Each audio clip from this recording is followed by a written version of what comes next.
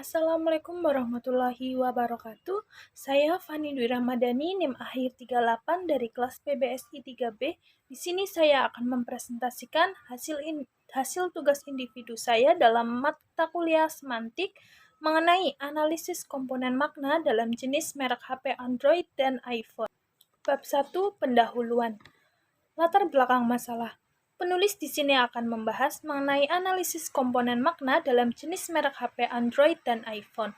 Komponen makna atau komponen semantik yaitu yang mengajarkan bahwa setiap kata atau unsur leksikal terdiri dari satu atau beberapa unsur yang bersama-sama membentuk makna kata atau makna unsur leksikal tersebut. Analisis ini mengendalikan unsur setiap leksikal memiliki atau tidak memiliki suatu ciri yang membedakan dengan unsur lain menurut Chair pada bukunya tahun 2009 halaman 115. Untuk dapat menganalisis komponen makna, seseorang perlu mengetahui hubungan-hubungan makna yang ada di dalam kata-kata. Kata yang memiliki suatu ciri diberi dengan tanda plus dan yang tidak memiliki ciri itu diberi tanda minus. Konsep analisis dua-dua ini lazim disebut analisis biner oleh para ahli, kemudian diterapkan juga untuk membedakan makna suatu kata dengan kata yang lain. Yang kedua, rumusan masalah. Berdasarkan latar belakang yang sudah dipaparkan, maka kita dapat mengambil kesimpulan mengenai rumusan masalahnya. Yang pertama, apa itu hakikat komponen makna dalam semantik? Yang kedua, bagaimana analisis komponen makna dalam jenis merek HP Android dan iPhone? Yang ketiga, tujuan penulisan. Berdasarkan beberapa rumusan masalah, maka kita dapat menyimpulkan tujuan dari makalah ini, yaitu 1. Untuk mengetahui apa hakikat komponen makna dalam semantik. Yang kedua, untuk menganalisis komponen makna dalam jenis merek HP Android dan iPhone. Yang keempat, manfaat. Manfaat bagi mahasiswa dapat menambah ilmu pengetahuan dan wawasan yang lebih mendalam mengenai komponen makna, karena komponen makna merupakan hal yang penting dalam tataran kebahasaan dan hubungannya erat dengan berbagai bacaan seperti dalam brosur, teks berita, teks narasi, novel, cerpen, dan lain sebagainya. Sehingga komponen makna akan selalu dibuktikan dan hadir dalam pembelajaran bahasa Indonesia. Manfaat bagi dosen. Penelitian ini dapat bermanfaat untuk meningkatkan pengetahuan mengenai komponen makna dan menjadi bahan sebagai acuan untuk pembelajaran dalam mata pelajaran bahasa Indonesia. Serta manfaat bagi Fakultas Keguruan dan Ilmu Pengetahuan. Untuk FKIP, penelitian ini dapat menjadi bahan serta masukan dalam menginterpretasikan pelajaran bahasa Indonesia di seluruh kelas untuk mengenal hal apa saja yang terdapat dalam komponen makna saat pelajaran. Bab 2, landasan teori. A. Pengertian komponen makna.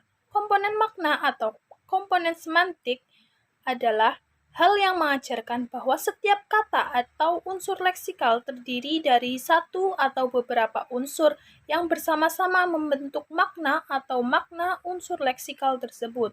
Analisis ini mengandaikan setiap unsur leksikal memiliki atau tidak memiliki suatu ciri yang membedakan dengan unsur lainnya menurut Chair pada bukunya tahun 2009 halaman 115.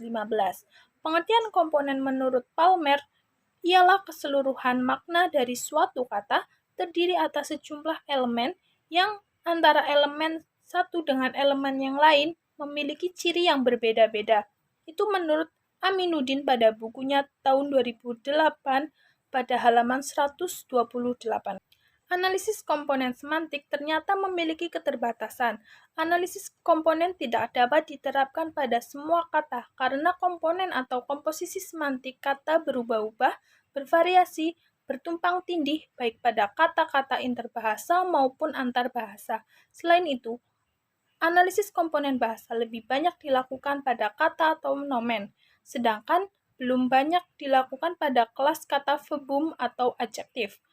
Komponen intervensi adalah komponen makna yang menyertai pembicaraan meskipun tidak dianggap wajib. Misalnya, kata jatuh yang terdapat dalam urutan adik saya jatuh dari pohon, urutan ini mendorong orang untuk membayangkan kaki atau tangan adik yang patah. Dengan kata lain, intervensinya yaitu mati. Rusa itu mati. orang tidak mempersoalkan apakah kena atau tidak, interferensi yang mensyaratkan adalah terjadinya. Komponen penjelas hanya berarti bagi orang yang bergerak dalam bidang semantik. Apabila komponen penjelas merupakan sebagian dari kontras yang terdapat di dalam struktur leksikal.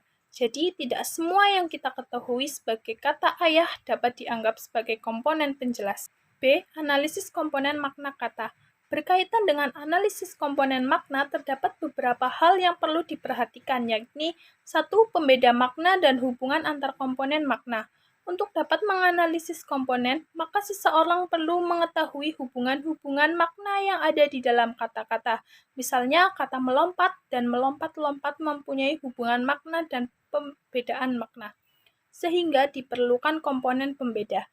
Yang kedua, langkah analisis komponen makna. Terdapat 6 langkah untuk menganalisis komponen makna. Yang pertama, menyeleksi sementara makna yang muncul dari sejumlah komponen yang umum dengan pengertian makna yang dipilih masih berada di dalam makna tersebut. Misalnya, dalam kriteria merah terdapat leksem mendongkol, menggerutu, mencaci maki, dan mengoceh. Yang kedua, mendaftar semua ciri spesifik yang dimiliki oleh rujukannya. Yang ketiga, menentukan komponen yang dapat digunakan untuk kata yang lain. Misalnya, ciri kelamin perempuan dapat digunakan untuk sebutan ibu, kakak, atau saudara perempuan. Yang keempat, menentukan komponen diagnostik yang dapat digunakan untuk setiap kata. Yang kelima, mengecek data yang dilakukan pada langkah pertama. Yang keenam, mendeskripsikan komponen diagnostiknya, misalnya dalam bentuk matriks. Yang ketiga, hambatan analisis komponen makna. Dalam menganalisis komponen makna, terdapat beberapa kesulitan atau hambatan. Antara lain, yang pertama, lambang yang didengar atau yang dibaca tidak diikuti dengan unsur-unsur suprasegmental dan juga unsur-unsur ekstralinguistik. Yang ketiga, tiap kata atau leksem berbeda pengertiannya untuk setiap disiplin ilmu. Kata seperti ini disebut istilah. Misalnya, istilah kompetensi ada pada bidang linguistik, psikologi, dan pendidikan. Meskipun istilah itu memiliki medan yang sama, tetapi pasti ada perbedaan sesuai dengan disiplin ilmu tersebut.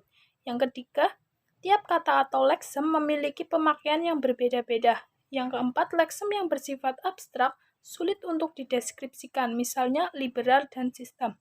Yang kelima, leksem yang bersifat dieksis dan fungsional sulit untuk dideskripsikan, misalnya ini, itu, dan di.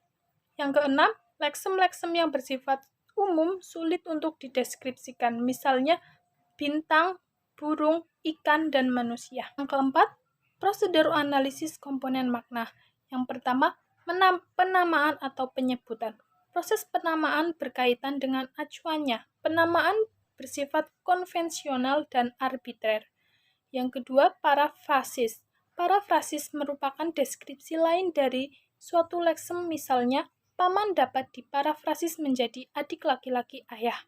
Yang ketiga, pengklasifikasian. Pengklasifikasian adalah cara untuk memberikan pengertian pada suatu kata dengan cara menghubungkan kata yang satu dengan kata yang lain. Yang keempat, pendefinisian. Pendefinisian adalah suatu proses memberi pengertian pada sebuah kata dengan menyampaikan seperangkat ciri pada kata tersebut, supaya dapat dibedakan dari kata-kata lainnya sehingga dapat ditempatkan dengan tepat dan sesuai dengan konteks. Yang C, manfaat menganalisis komponen makna. Terdapat 3 manfaat. Yang pertama, bisa kita gunakan untuk membedakan makna suatu kata dengan kata lainnya. Yang kedua, bisa digunakan sebagai perumusan di dalam kamus. Yang ketiga, kita bisa menggunakan analisis komponen makna tersebut untuk mencari perbedaan kata yang bersinonim makna. Selain itu, penamaan komponen semantis juga berperanan dalam memproduksi kalimat-kalimat baru, sehingga berbagai struktur sintaksis dan fonologis dapat dikembangkan dan diwujudkan. Bab 3, pembahasan. A. Hakikat komponen makna dalam semantik. Komponen makna atau komponen semantik adalah yang mengajarkan bahwa setiap kata atau unsur leksikal terdiri dari suatu atau beberapa unsur yang bersama-sama membentuk makna atau makna unsur leksikal tersebut. Analisis ini mengendalikan setiap unsur leksikal memiliki atau tidak memiliki suatu ciri yang membedakannya dengan unsur lain. Pengertian komponen menurut Palmer ialah keseluruhan makna dari suatu kata terdiri atas sejumlah elemen yang di antara elemen yang satu dengan elemen yang lain memiliki ciri yang berbeda-beda. Komponen penjelas hanya berarti bagi orang yang bergerak dalam bidang semantik, apabila komponen penjelas merupakan sebagian dari kontras yang terdapat di dalam struktur leksikal. B. Analisis komponen makna dalam merek HP Android dan iPhone. Handphone merupakan alat telekomunikasi elektronik bersifat dua arah yang mudah untuk kita bawa kemana-mana dan mempunyai kemampuan untuk bisa mengirim pesan baik berupa suara, gambar, dan informasi. HP Android adalah handphone atau ponsel atau smartphone dengan sistem operasi yang dikembangkan oleh Google. Saat ini mayoritas merek ponsel menjalankan sistem operasi ini seperti Samsung, Sony Xperia, Asus, Xiaomi, Vivo, Oppo, Realme, dan lain sebagainya. Sedangkan HP iPhone lebih canggih daripada HP Android karena spekulasinya yang jauh lebih baik. Misalnya tahan air, daya baterai tinggi, dan resolusi kamera lebih jernih. Terdapat beberapa variasi pada iPhone, di antaranya iPhone 6, iPhone 6s, iPhone 7, iPhone 8, iPhone X, iPhone XS, iPhone XR, iPhone 11, iPhone 11 Pro, iPhone 12, iPhone 12 Pro Max, dan keluaran terbaru yaitu iPhone 13 dan iPhone 14. Berikut hasil analisis perbedaan komponen makna yang terdapat pada HP Android dan HP iPhone. Komponen makna: tahan air pada Android, min pada iPhone Plus. Baterai awet pada Android Plus, pada iPhone min. Kamera stabil pada Android min, pada iPhone Plus. Terdapat penyimpanan eksternal pada Android Plus, pada iPhone min. Harga terjangkau pada Android Plus, pada iPhone min. Berdasarkan data di atas, maka dapat disimpulkan bahwa Android mempunyai spekulasi yang di bawah iPhone. Android tidak tahan air, namun iPhone tahan air. Kamera yang ada dalam iPhone lebih smooth dan stabil dibandingkan Android. iPhone juga menggunakan teknologi fast charging, namun di sisi lain, Android juga memiliki kelebihan dibandingkan iPhone, yaitu harganya yang lebih terjangkau. Baterai Android lebih awet daripada iPhone, juga terdapat penyimpanan eksternal. Tetapi di antara keduanya mempunyai persamaan, yaitu sama-sama menggunakan dual SIM. Pembeda makna diakibatkan oleh adanya perubahan bentuk, terbatas pada derivasi leksemnya, karena itu dapat dikatakan bahwa ada makna dasar. Seandainya HP Vivo Y12 dibandingkan dengan HP iPhone X, maka terdapat kenyataan bahwa kedua merek tersebut tidak memiliki hubungan makna atau memiliki hubungan makna. Kalau begitu, dapat dikatakan bahwa pembeda makna akan terjadi karena perbedaan bentuk dan perubahan bentuk. Pembeda makna pada iPhone X, kerapatan pikselnya 458 ppi. Pada Vivo Y12, kerapatan pikselnya 268 ppi. Pada iPhone X, resolusinya 1125 x 243 megapiksel. Pada Vivo Y12, resolusinya 720 x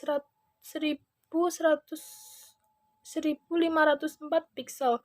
Pada iPhone X, pengisian daya menggunakan wireless. Pada Vivo Y12, pengisian daya manual. Pada iPhone X, internalnya 258 GB. Pada Vivo Y12, internalnya 32 GB. Harga iPhone X 5 jutaan, Vivo Y12 2 jutaan. Berdasarkan pembeda makna di atas, maka dapat disimpulkan bahwa spekulasi iPhone X jauh lebih baik daripada Vivo Y12. Namun, harga iPhone X lebih mahal dibandingkan Vivo Y12. Dari hasil analisis di atas mengenai perbedaan merek HP Android dengan HP iPhone, maka dapat disimpulkan bahwa spekulasi iPhone jauh lebih baik dan canggih dibandingkan dengan Android.